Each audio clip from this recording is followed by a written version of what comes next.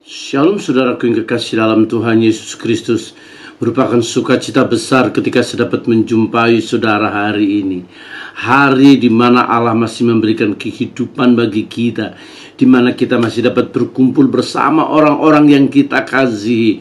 Untuk itu kita akan bersama-sama mendengarkan kebenaran firman Tuhan. Namun sebelumnya kita akan berdoa terlebih dahulu. Bapa yang baik, kami bersyukur kalau kami masih dapat menikmati hari-hari bersama Tuhan dan orang-orang yang kami kasihi. Terima kasih untuk kesempatan kami dapat mendengarkan kebenaran firman Tuhan.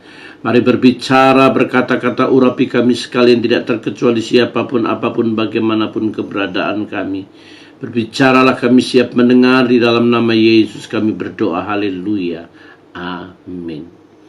Saudaraku yang kekasih dalam Tuhan Yesus Kristus, merupakan hal yang begitu indah ketika hidup kita diperkenan oleh Allah. Begitu luar biasa ketika kita menyadari bahwa hidup kita menjadi orang-orang yang sangat diperkenan oleh Bapa sendiri. Namun bagaimanakah formula perkenanan Tuhan itu? Mari kita belajar kebenaran firman Tuhan ini. Di dalam Roma 2 ayat 29 mengatakan kebenaran kepada kita. Tetapi orang Yahudi sejati ialah dia yang tidak nampak keyahudiannya.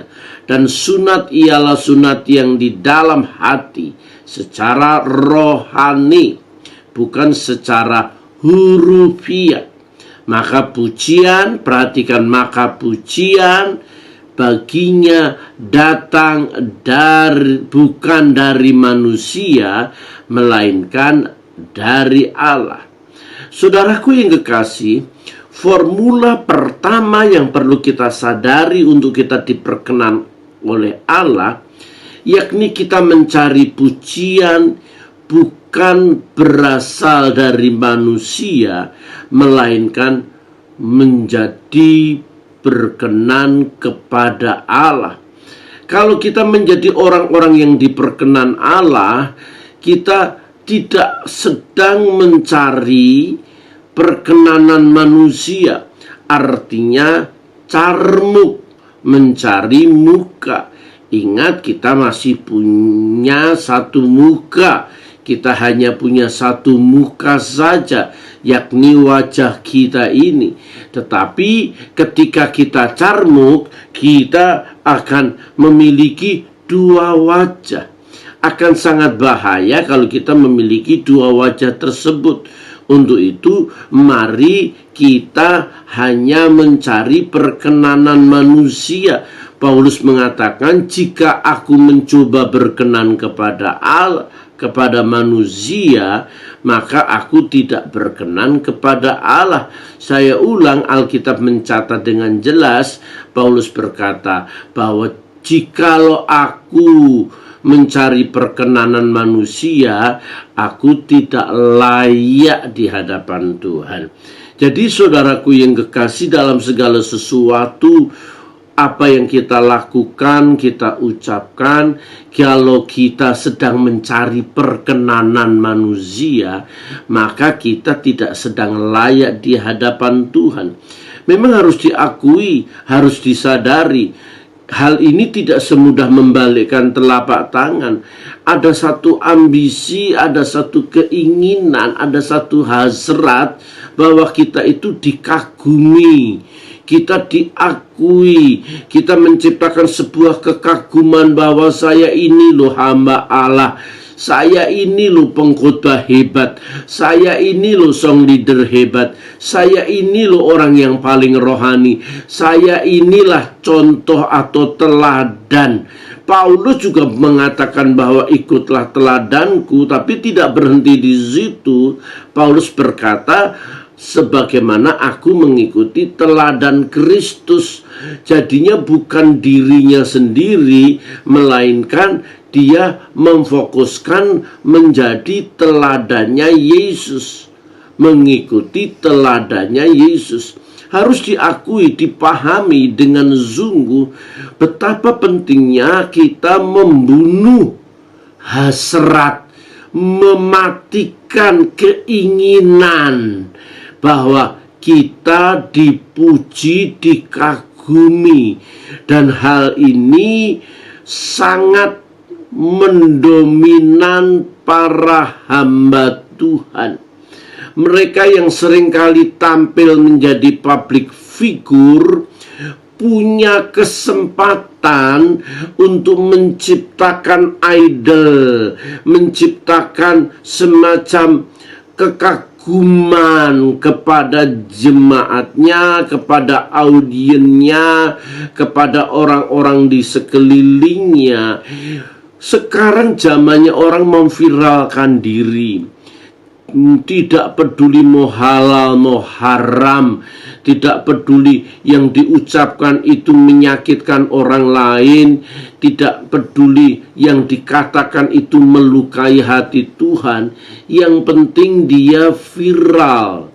Saudaraku yang kekasih dalam Tuhan, saya sendiri juga tidak menyadari betapa karakter para hamba Tuhan saat ini memiliki ukuran yang tidak bisa diukur, bukan kebaikannya, kejahatannya luar biasa untuk memviralkan diri atau untuk menciptakan hoak terhadap orang lain, tidak peduli bapaknya, tidak peduli anaknya.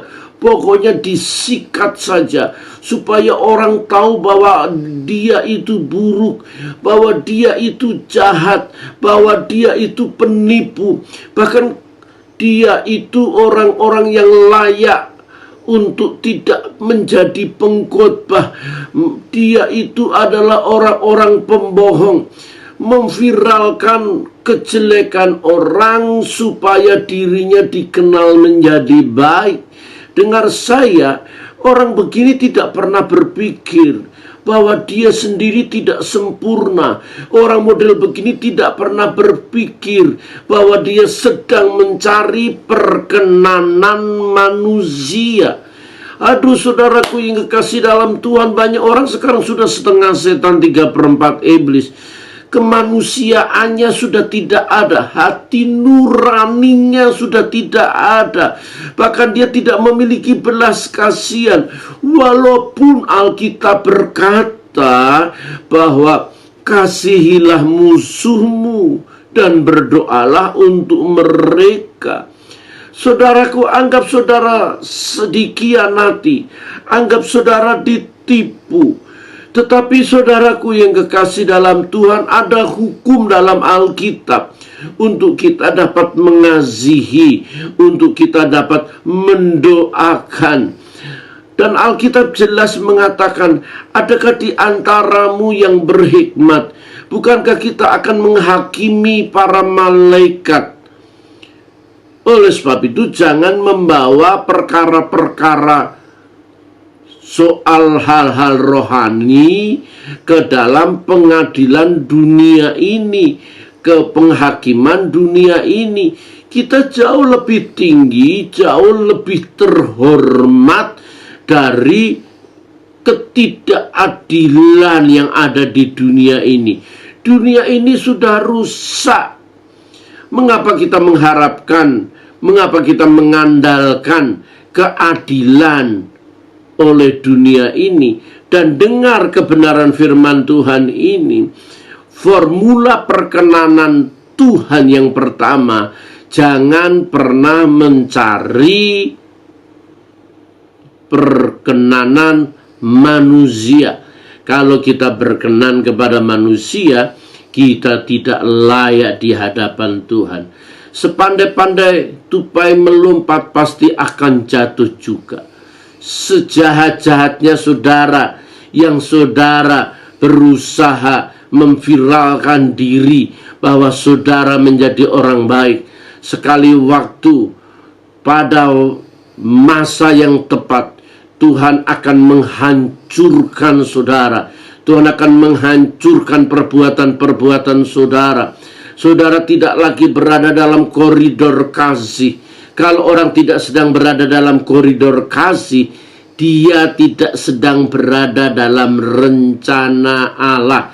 Dia tidak sedang berada dalam pujian yang datang dari Tuhan. Dia sedang mencari pujian yang datang dari manusia. Saudara boleh membayar mahal siapapun juga untuk memviralkan diri. Saudara bisa membayar mahal penguasa-penguasa yang bisa memviralkan orang-orang yang saudara tuduh. Tetapi dengar saya, kebenaran firman Tuhan, Alkitab mengatakan jelas, maka pujian baginya datang bukan dari manusia, melainkan dari Allah. Saudaraku yang kekasih dalam Tuhan, hal yang terindah yang kita dengar hari ini, hidup kita ini ketika kita berkenan kepada Allah, aduh saudara, sungguh indah, sungguh nikmat saudara. Oleh sebab itu, yang pertama yang perlu kita sadari bahwa kita bukan saja dipanggil, tetapi kita juga harus dipilih. Panggilan itu harus jelas. Tanpa panggilan itu tidak akan sampai ke dalam pilihan. Pilihan pun ada bahayanya kalau tidak mengantisipasi keseriusan, tidak mengantisipasi kegagalan, bahwa hal pilihan ini bisa rusak. Karena apa? Alkitab berkata banyak orang-orang yang dipilih tapi hancur di tengah jalan. Karena apa? Mereka sedang menciptakan kekaguman terhadap banyak orang akan dirinya. Tapi Paulus dengan hebat mengatakan dalam 2 Korintus 10 ayat 14, bukan orang yang memuji, tetapi orang yang dipuji Tuhan. Saudara, bagaimana kita dipuji Tuhan? Ketika kita dipuji Tuhan itu adalah ketika kita sungguh-sungguh memberikan kemuliaan, pujian, hormat bagi Dia semata. Mengapa? Karena kita punya kecenderungan untuk dipuji. Kita punya kecenderungan untuk dihormati. Kita punya kecenderungan untuk dikagumi. Bahkan ketika kita memuji Tuhan di depan, bahwa orang supaya melihat kita ini punya talent nyanyi. Suara kita suara yang baik, yang indah. Ini bukan menyanyi, ini belagu model begini, saudaraku. Bahkan bisa saja di tengah-tengah jemaat dia tidak tampil keluar, tetapi di tengah jemaat dia nyanyi dengan keras supaya samping kirinya tahu bahwa dia sedang memuji Tuhan. Suaranya begitu keras, suaranya begitu indah, tunjukkan bahwa saya sedang memuji Tuhan. Dia punya kecenderungan untuk dikagumi. Dia punya kebutuhan supaya dirinya dibutuhkan orang. Saudaraku yang kekasih di dalam Tuhan Yesus Kristus, mari kita belajar seperti apa yang dikatakan Yohanes. Biarlah dia semakin bertambah-tambah dan aku semakin berkurang-kurang. Orang model begini benar-benar humble, benar-benar rendah hati, benar-benar merasa bahwa dia tidak layak di hadapan Tuhan. Jadi orang yang menciptakan kekaguman akan Tuhan itu seperti perwira di Kapernaum. Dalam Matius pasal 8 kita tahu pasti bahwa perwira di Kapernaum itu adalah seorang perwira yang layak dihormati, seorang perwira yang layak dikagumi, seorang perwira yang memiliki jabatan pangkat yang layak diberi penghormatan yang luar biasa. Tetapi di depan Yesus, perwira di Kapernaum itu berkata bahwa aku tidak layak. Katakan sepatah kata saja, maka hambaku akan sembuh. Saudaraku, seorang perwira di hadapan Tuhan mencopot jabatannya, mencopot kedudukannya. Dia turun menjadi orang yang sangat-sangat tidak berdaya, Orang yang nol putul, orang Jawa bilang, aku tidak layak.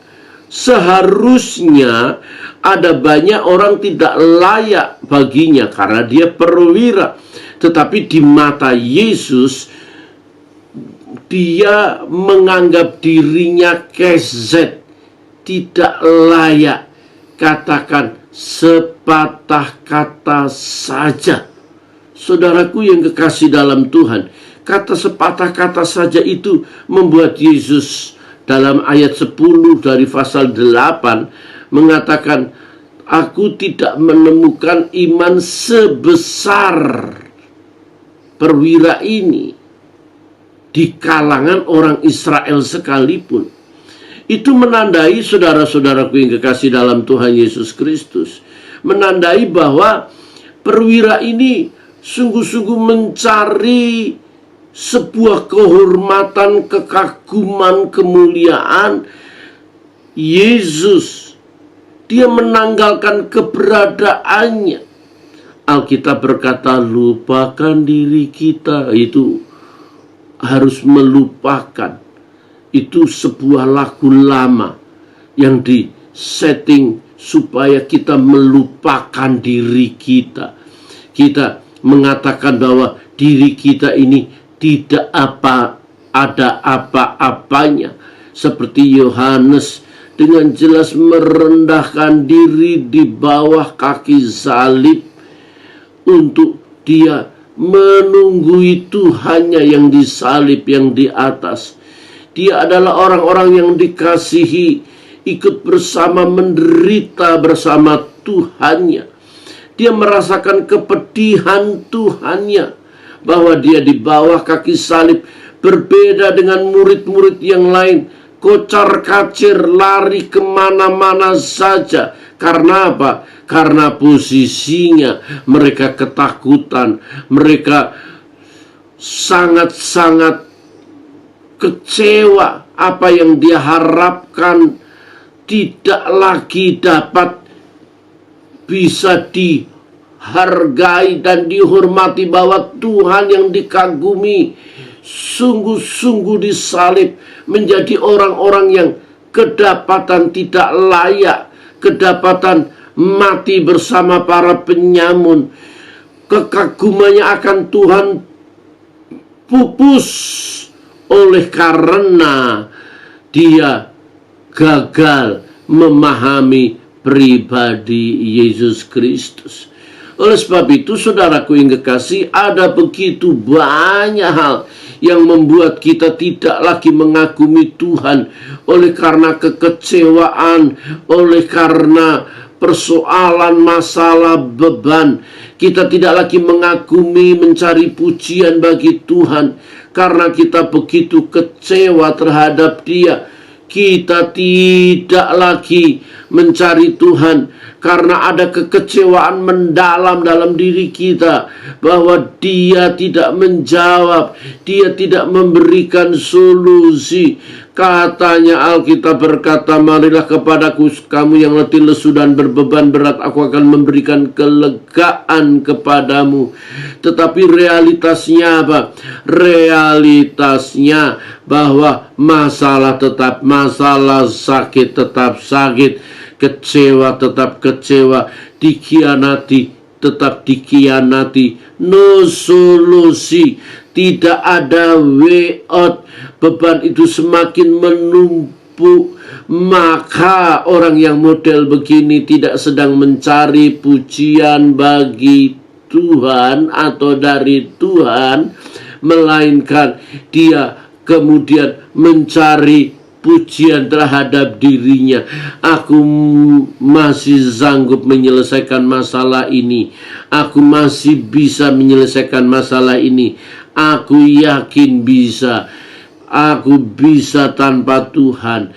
I can do without you, Lord. Ya, bahaya, saudaraku yang kekasih.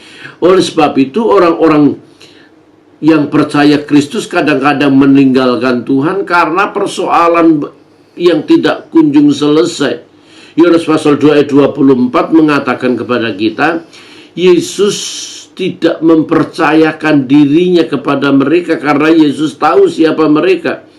Jadi orang yang mencari pujian kepada Tuhan adalah orang yang sekali lagi bukan saja percaya tapi dipercaya oleh Tuhan. Ingat, jadi kita menjadi orang yang dipercaya, bukan sekedar orang percaya. Jutaan, miliaran orang Kristen percaya, tapi belum tentu dipercaya oleh Tuhan. Mampukah kita dipercaya oleh Allah sendiri? Kita perlu sadar, kita perlu mengerti, kita perlu memahami betapa Tuhan itu dahsyat, betapa Tuhan itu luar biasa kalau kita diberi kepercayaan oleh Tuhan. Bukankah kita dipercaya oleh Tuhan menjadi kawan sekerja oleh Allah? Standar kita bukan sekedar standar kawan sekerja pejabat-pejabat tinggi negara. Kita menjadi kawan sekerja Sang Khalik langit dan bumi. Kita dipercaya menjadi kawan sekerja. Saudara-saudaraku yang kekasih dalam Tuhan, seorang presiden kalau dia mengangkat menteri, itu pasti ada kriterianya. Setidak-tidaknya dia memiliki kemampuan setingkat pejabat-pejabat tinggi, mampu menyelesaikannya. Dia tidak mungkin datang kepada mereka yang sedang lulus SMA atau lulus S1 terus diangkat menjadi pejabat tinggi negara. Tetapi saudaraku yang kekasih dalam Tuhan, setidak-tidaknya punya pengalaman. Jangan sampai pejabat-pejabat tinggi negara akhirnya mempermalukan presidennya sendiri. Saudaraku, Allah mempercayakan orang percaya itu menjadi kawan sekerja Allah. Oleh sebab itu, mari kita mencari kepercayaan yang datang daripada Tuhan, bukan hanya sekedar percaya.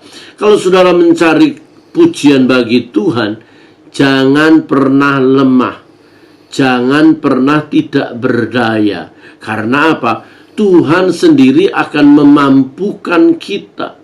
Ketika kita memampukan diri kita untuk menjadi percaya, kita bergantung kepadanya. Percaya itu mengandalkan Tuhan, bukan mengandalkan kekuatannya.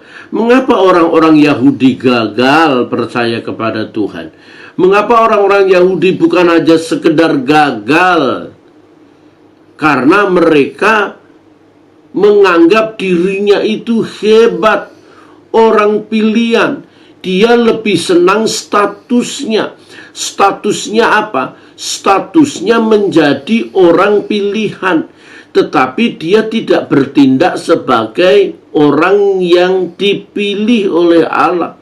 Orang yang dipilih Allah kalau tidak berlaku sebagai orang pilihan, ya disikat oleh Tuhan. Oleh sebab itu mereka yang keluar dari Mesir, mayoritas binasa di padang gurun, tidak sampai di tanah Kanaan. Karena apa?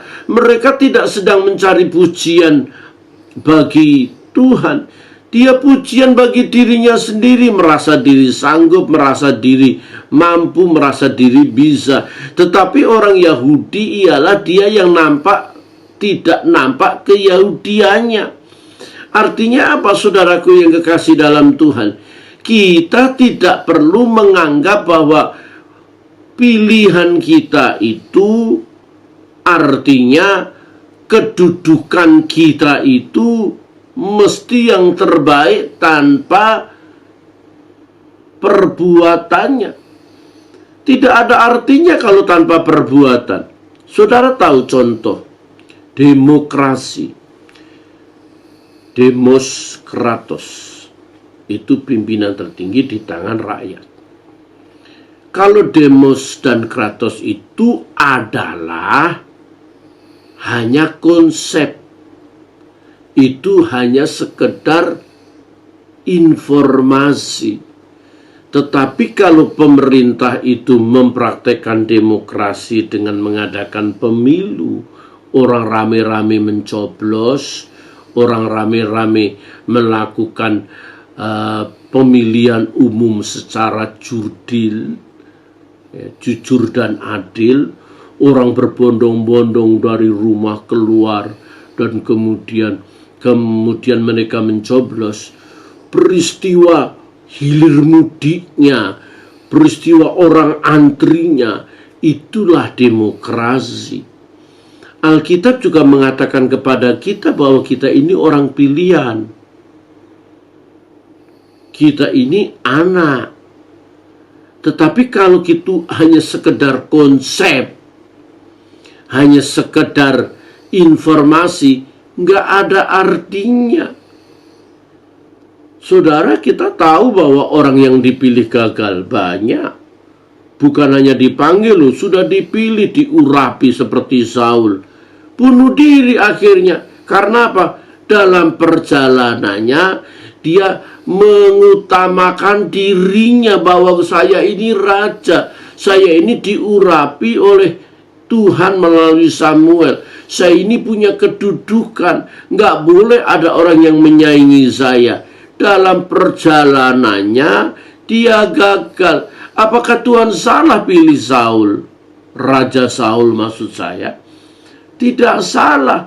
Tapi Saul memilih dirinya sendiri dan lari dari rencananya Tuhan. Hatinya begitu keras, hatinya begitu degil, seperti orang-orang Yahudi, seperti orang-orang Israel, orang-orang yang keras kepala, orang-orang yang tidak mau nurut, tidak mau taat, tidak mau tunduk. Saudaraku, jangan hanya kostumnya saja, jangan hanya packagingnya saja, tapi konten di dalamnya. Dan konten di dalamnya ini termanifest dalam kehidupan sehari-hari. Kita lihat Simson. Simson orang yang dipilih, diberi kekuatan, diberi rambut panjang, dan dia betul-betul sanggup dan betul-betul mampu mengalahkan 1000 orang dengan rahang keledai. Saudaraku, betapa hebat dia, betapa dia luar biasa. Tetapi saudara, kita perlu tahu bahwa kemampuan yang begitu hebat itu, kemampuan yang begitu luar biasa itu gagal. Karena apa? Dia mencari perkenanan dirinya sendiri, kedagingannya. Kalau Simpson ini kayaknya persis lagunya Samson. Aku adalah lelaki yang tak pernah lelah mencari wanita. Loh, saudaraku yang kekasih dalam Tuhan, kegagalannya karena apa? Melihat kedagingannya, keinginannya sendiri. Sekalipun matinya, ada banyak orang yang mati bersama dia. Tetapi saudaraku yang kekasih dalam Tuhan, seolah-olah yang dipilih ini kenapa begitu gagal? Kontennya nggak ada, isinya nggak ada. Yang ada di situ hanya sekedar packagingnya saja, bentuknya saja, konsepnya saja, informasinya saja. Orang Yahudi adalah pilihan. Mereka menganggap bahwa dirinya pilihan, terlalu eksklusif, terlalu overconfident. Akhirnya underestimate terhadap orang, menganggap semua orang di luar orang Yahudi adalah kafir. Kalau di luar orang Yahudi kafir, karena apa? Dirinya memang dipilih Tuhan, harus diakui, yes, dia dipilih Tuhan, mereka orang-orang yang dipilih Tuhan. Tetapi Tuhannya sendiri ditolak, saudaraku yang kekasih dalam Tuhan. Jangankan bangsa Israel yang sedemikian rupa dipilih oleh Tuhan, dipersiapkan oleh Tuhan. Berapa ribu, mungkin berapa ratus ribu orang dibantai, orang mati dalam peperangan. Diizinkan Tuhan mati demi terbentuknya bangsa Israel yang sungguh-sungguh menjadi umat pilihan.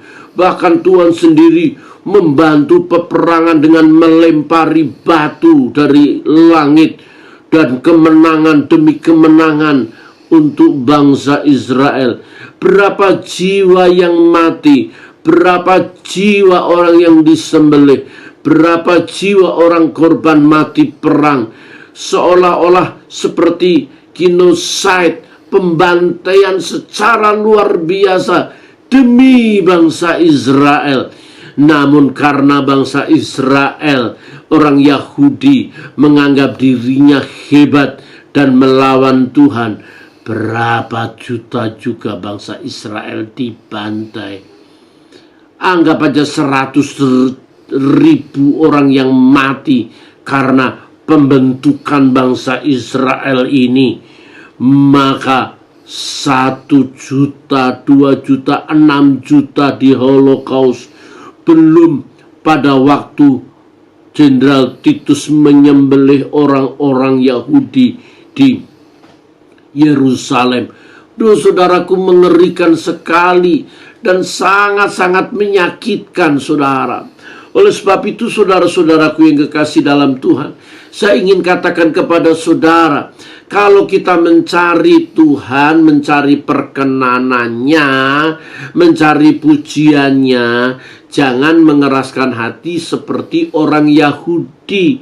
Akhirnya kita hanya kontennya, bukan kontennya, melainkan hanya packagingnya saja. Kalau kado hanya kulitnya, dan hanya kulit itu nggak enak, saudara. Yang penting isinya. Amplop itu penting, tapi yang terpenting bukan amplopnya, isi amplopnya, saudaraku.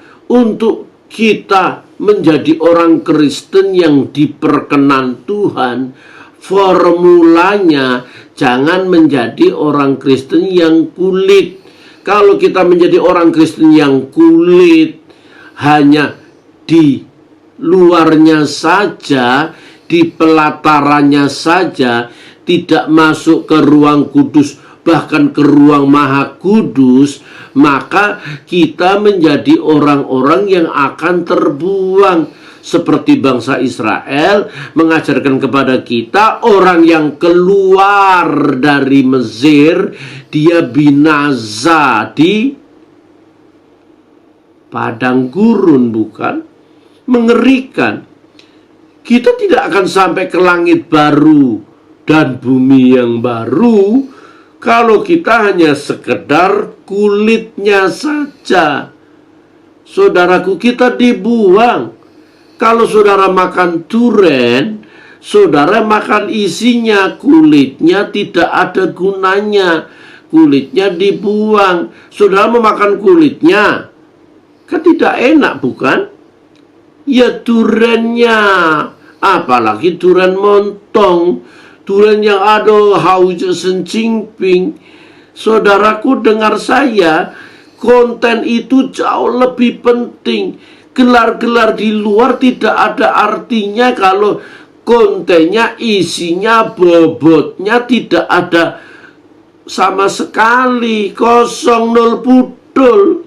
Saudara menjadi sarjana, menjadi magister teologi, doktor teologi, tapi saudara hanya punya ilmu, pengetahuan, teologi, ya, ngomong pinter, fasih lidah, tapi tidak punya hubungan secara personal dengan Tuhan.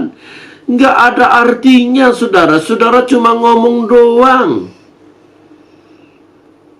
Perkataan saudara itu akan kosong.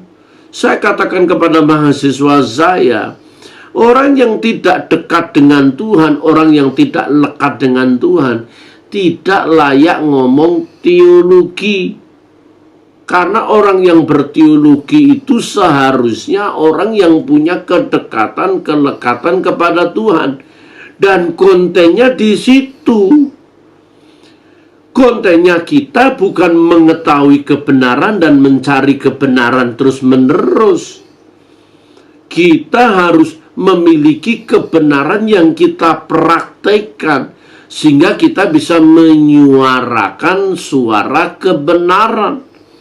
Suara kebenaran itu termanifest dari hubungan pribadi dengan Tuhan. Kalau cuma suaranya saja yang benar, kelakuannya nggak benar, itu kita seperti orang-orang Yahudi. Alkitab kan jelas mengatakan kepada kita, orang Yahudi sejati ialah orang yang tidak nampak keyahudiannya. Jadi jangan sok-sok Yahudi, jangan sok-sok Kristen, jangan sok-sok pegang salib gede-gede, jangan sok-sok berbahasa roh kalau mulut yang sama menista orang. Jangan sok-sok ngomong rohani kalau pikiranmu jahat. Engkau sedang mencari sesuatu yang manusia yang tidak percaya kepada Tuhan lakukan. Mengerikan bukan, saudara? Jadi formula perkenanan Tuhan itu terjadi ketika kita mempraktekkan kebenaran. Orang Jawa bilang ada satu kata, ngelakoni. Ngelakoni itu artinya step by step, melakukan apa yang diperintahkan. Step by step, melakukan apa yang disuruh oleh Tuhan sendiri. Musa itu orang yang ngelakoni.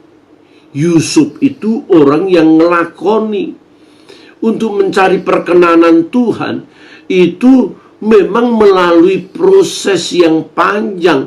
Hidup ini proses, tidak perlu dan tidak butuh protes. Kalau hidup ini proses, jangan protes.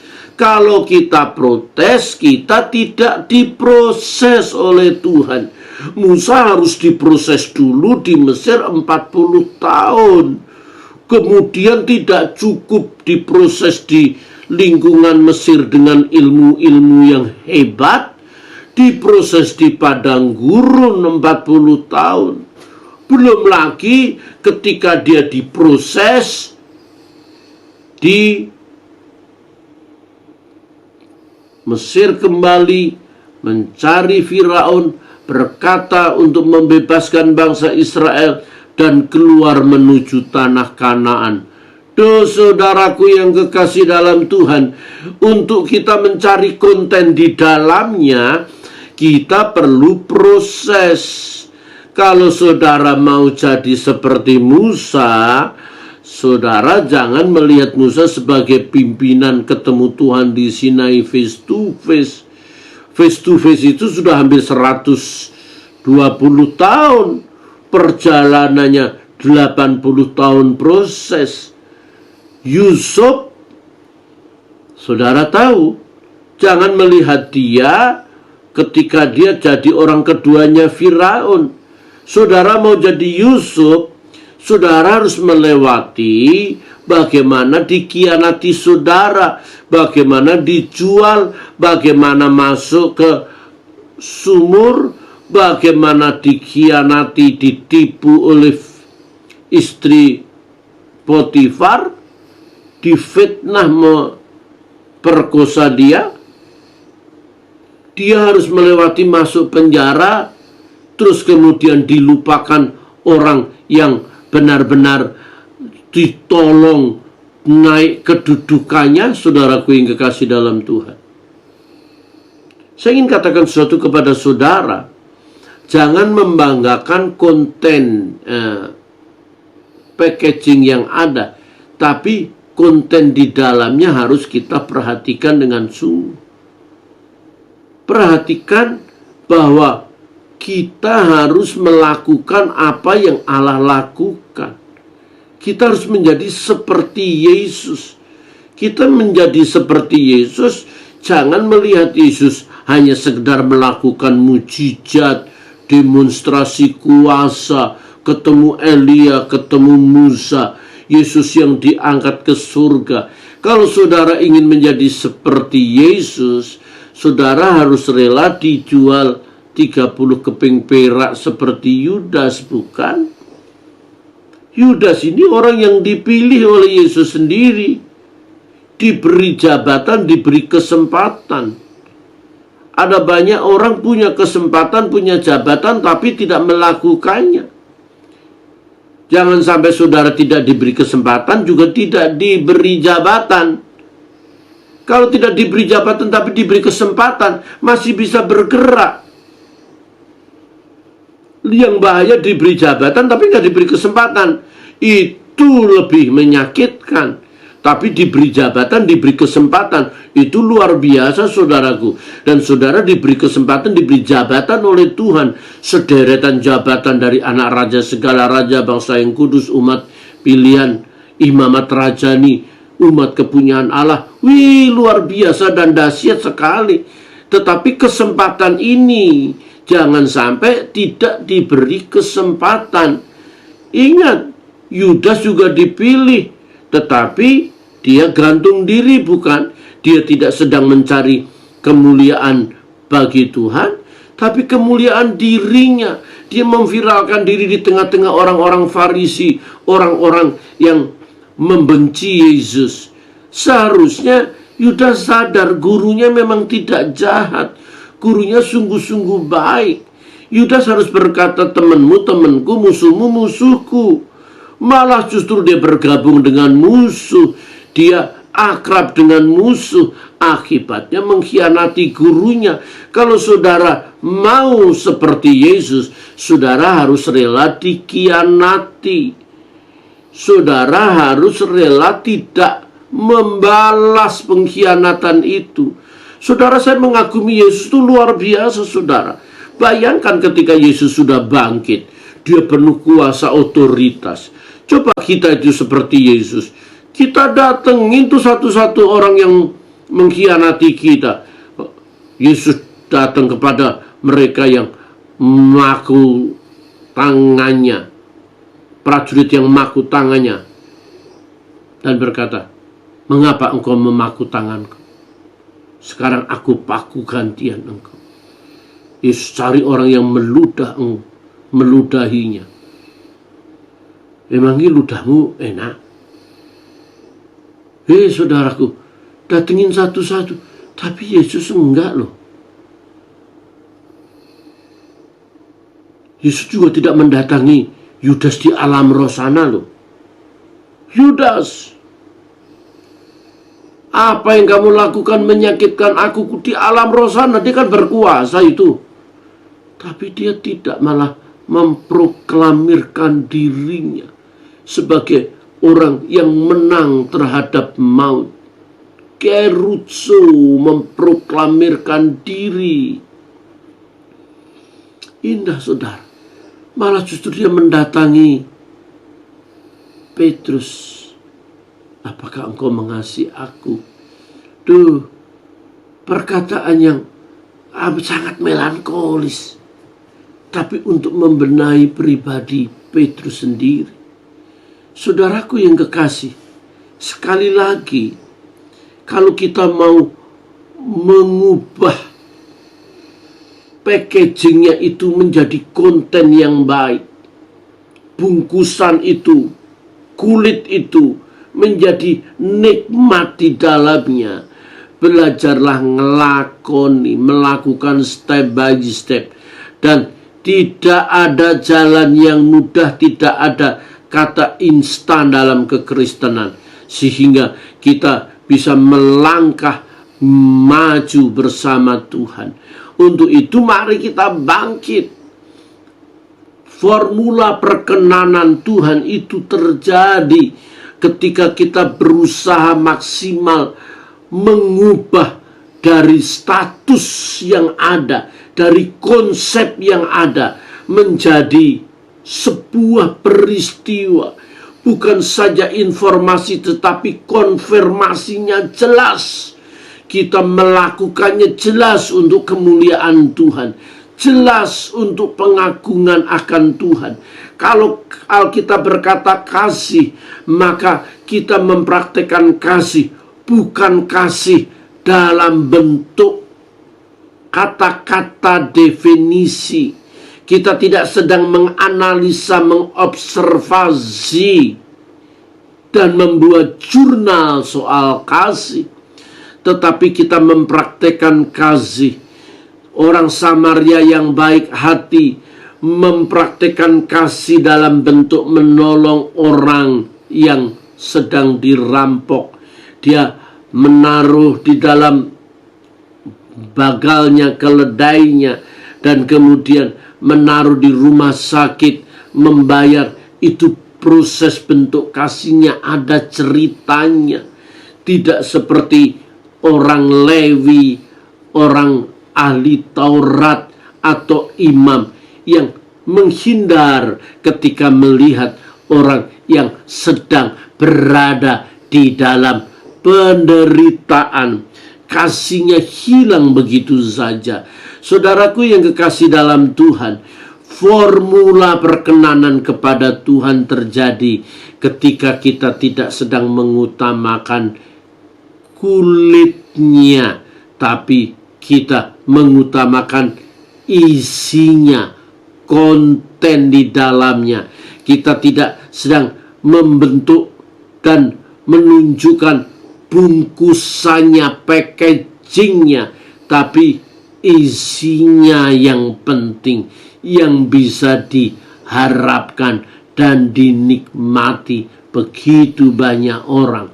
Saudara-saudaraku yang kekasih dalam Tuhan, perkenanan Tuhan itu terjadi ketika kita memiliki yang namanya sunat hati. Sunat hati itu melambangkan kemurnian, kesucian. Kesucian itu terjadi bukan hanya sekedar perzinahan, percabulan, tetapi bagaimana kita memperlakukan orang tidak jahat. Kita tahu 1 Yohanes 1 ayat 9 mengatakan, Dia menyucikan kita daripada yang jahat. Ada banyak orang hidupnya baik-baik, dengan istri baik-baik, dengan anak baik-baik. Dia tidak selingkuh, dia tidak punya will, tidak punya pil sekalipun. Tetapi dia punya kejahatan terhadap orang. Dia punya dendam terhadap orang. Saya mendapat SMS atau WA lebih tepatnya. Selalu orang ini selalu menjelekkan orang. Saya tidak baca, saudara. Kata-kata itu kata-kata yang selalu menuduh orang, menganggap kejahatan orang lain sempurna. Padahal dia sedang menyempurnakan kejahatannya sendiri. Orang seperti ini sudah tidak lagi suci. Dia tidak tahu dan tidak mengerti bagaimana menghormati orang yang harus dihormati. Dia tidak tahu bagaimana menempatkan seseorang sebagai orang yang layak dihormati. Malah justru orang ini membuat orang lain direndahkan serendah-rendahnya. Dia meninggikan dirinya seolah-olah dia paling hebat, paling luar biasa, paling suci. Malah justru orang model begini tidak suci. Mari kita belajar. Sebuah kebenaran ini penting dan sangat penting. Bagaimana kita mencari perkenanan Tuhan hari demi hari. Ketika kita mencari perkenanan Tuhan hari demi hari, maka kita sadar bahwa kita jauh lebih mengutamakan Dia dari segala sesuatu. Baik dalam perkataan, perbuatan, lakukan segala sesuatunya untuk Tuhan. Kiranya Tuhan memberkati saudara. Haleluya. Amin. Mari kita berdoa. Kami bersyukur untuk kasih setia, kebaikan, rahmat, anugerah-Mu yang besar bagi kami. Ajar kami boleh sungguh-sungguh serius menempatkan diri kami menjadi orang-orang yang berkenan kepada Tuhan. Kami memuji Engkau, kami memuliakan nama-Mu Bapa. Di dalam nama Yesus kami berdoa. Haleluya. Amin. Saudara, terima kasih sudah telah mendengar kebenaran firman Tuhan. Saya bersuka ketika sudah like, subscribe, dan komen. Kiranya Tuhan memberkati saudara. Jangan lupa kita sudah onsite pada bulan Juli, tanggal 3 Juli tahun 2022 di Sunlight Hotel. Kiranya Tuhan memberkati saudara. Haleluya, haleluya. Amin.